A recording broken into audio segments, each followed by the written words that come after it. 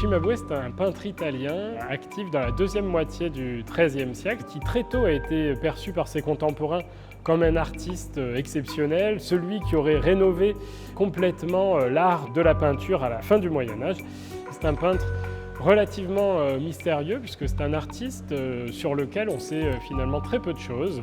Les différents biographes ont notamment contribué à forger une légende bien connue qui est celle d'un Cimabue, chef de file de la peinture à Florence, qui à l'occasion d'une balade aurait repéré un tout jeune berger qui était en train de dessiner un mouton sur un rocher. Et Cimabue, ébloui par l'illusionnisme et le naturalisme avec lesquels le jeune berger avait peint ce mouton, l'aurait embauché dans son atelier. Et ce jeune berger n'est autre que le célèbre Giotto, qui par la suite aurait, d'après Dante, surpassé son maître.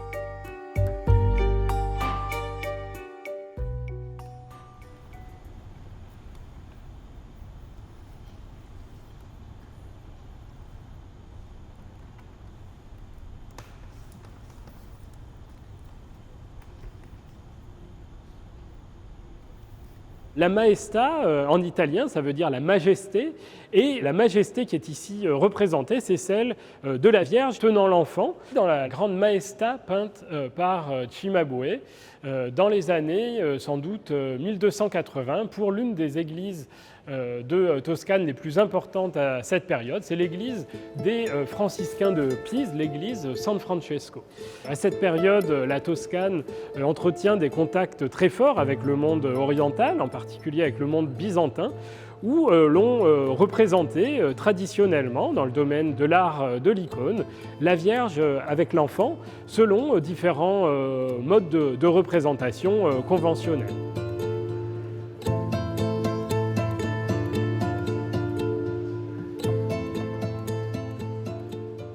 La restauration d'une œuvre aussi importante que la Maestà de Cimabue nécessite un certain nombre d'étapes préalables. La première des étapes consiste donc à dresser un bilan de l'état actuel du tableau. Là, Ah oui, tu veux l'enlever ? 70 cm, donc c'est bon. On est ici pour faire une réflectographie infrarouge, c'est-à-dire une image qui va permettre de pénétrer sous la couche picturale les dessins préparatoires, les dessins sous-jacents, enfin tout ce qui a été réalisé avec un crayon à base de carbone qui ressortent, qui sont souvent masqués par la couche picturale, et éventuellement des anciennes restaurations qui seraient cachées par la peinture. Voilà. Donc là, oui, ce qui est intéressant, à l'origine, l'inscription était dans la partie haute, et il l'a redescendu de 5 cm, il l'a décalé vers le bas. On fait plusieurs acquisitions, sachant qu'une acquisition fait 80 cm sur 80 cm. À la fin, tous les morceaux vont être assemblés grâce à un logiciel pour avoir une seule image.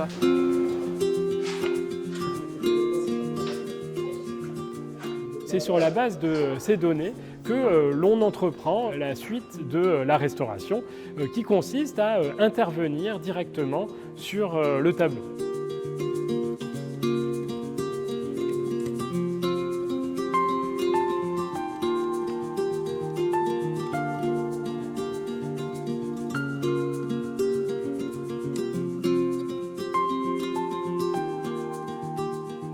Donc une fois cette étape de nettoyage réalisée, on a retrouvé l'éclat et le scintillement des couleurs, tout un jeu autour de ces dégradés, des pourpres, des roses, des rouges, une utilisation de lac également, un pigment extrêmement précieux à cette époque. Mais on a également découvert des détails qui étaient jusqu'alors masqués par d'importants repeints.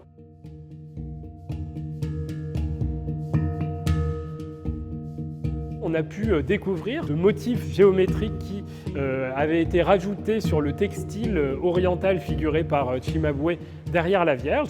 Ce textile, on le savait, il était assez usé, il avait été lourdement repeint sans doute au XIXe siècle. Et bien, sous ces repeints très importants était conservé ce très beau textile vert extrêmement subtil qui joue sur les effets de transparence et sur lequel on voit apparaître ces médaillons au centre desquels sont figurés des aigles aux ailes éployées selon une typologie bien connue dans le monde islamique en particulier. Ici, c'est une œuvre destinée à Pise. Pise, c'est une ville marchande, une ville industrielle qui s'est beaucoup enrichie par le commerce de ces textiles qui étaient importés de l'Orient byzantin, de l'Orient islamique. Et ici, pour la première fois, Cimabue a représenté un textile réel, d'une typologie dont on conserve encore certains exemplaires. Dans le même ordre d'idées, lorsque l'on a analysé le cadre du tableau, on s'est rendu compte qu'il s'agissait d'un repeint qui masquait un décor original d'une très belle inscription pseudo-épigraphique qui imite l'écriture arabe du XIIIe siècle, qui se déploie sur un fond rouge extrêmement lumineux et étincelant.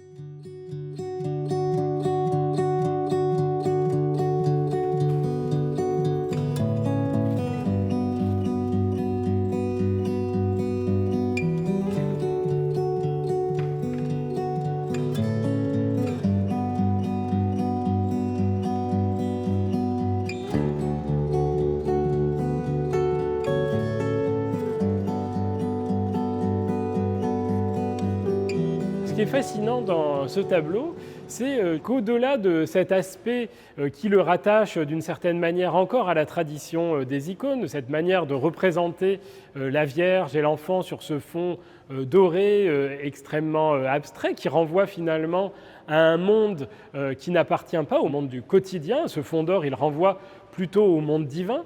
Eh bien, malgré cela, Cimabue, pour la première fois, a cherché à ancrer ces personnages dans une forme de réalité. Il a soigné la manière de représenter leurs costumes, leurs éléments de textile qui vont épouser le corps de ces différents personnages. Si vous observez le costume des anges, vous pouvez noter que l'oros, ce parement liturgique doré à l'origine qui vient recouvrir la tunique rose des anges, eh bien, Cimabue est venu montrer que ce loros est réellement attaché à la tunique rose par un petit fil de couture avec cette peinture noire extrêmement subtile qu'il est venu représenter cette idée que les deux textiles appartiennent au monde réel, donc sont soumis à une forme de pesanteur et que pour qu'ils tiennent, il faut forcément qu'ils soient cousus l'un sur l'autre. Ce petit détail qui peut paraître aujourd'hui anecdotique, en réalité, il témoigne d'un changement majeur d'appréciation de l'œuvre d'art, de regard sur la peinture. Désormais, il ne s'agit plus seulement de représenter l'idée d'un costume précieux, mais il s'agit de représenter un costume qui aurait pu exister dans le monde réel. Et c'est ça, en réalité, l'invention du naturalisme dans la peinture de Cimabue.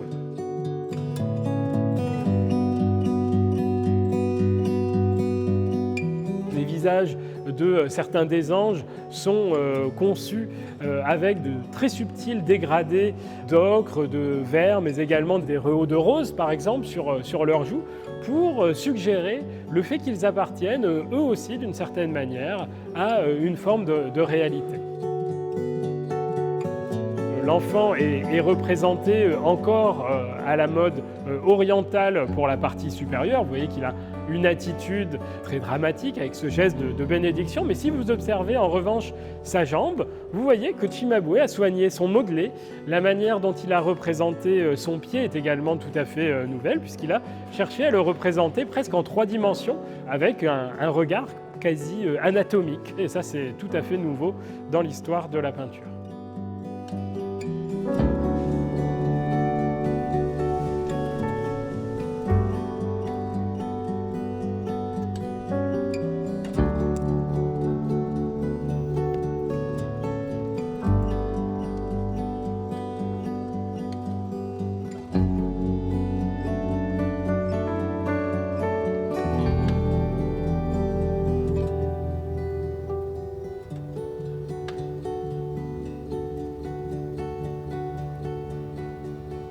La restauration et le nettoyage ont également permis de retrouver véritablement des personnages inédits peints par Cimabue. C'est le cas par exemple du Christ bénissant de la partie sommitale du tableau qui était entièrement masqué par un repeint qui date probablement du milieu du XIXe siècle, puisque l'on sait qu'à cette époque, le cadre a été lourdement modifié, si bien que certains saints masculins avaient été transformés en saintes, et certaines saintes, comme la très probable Sainte Élisabeth de Hongrie, avaient été transformées en Saint Jean l'Évangéliste. Et en ce sens, c'est une redécouverte majeure également pour l'histoire de l'art et pour la compréhension de l'art de Cimabue que d'avoir retrouvé ces personnages inédits.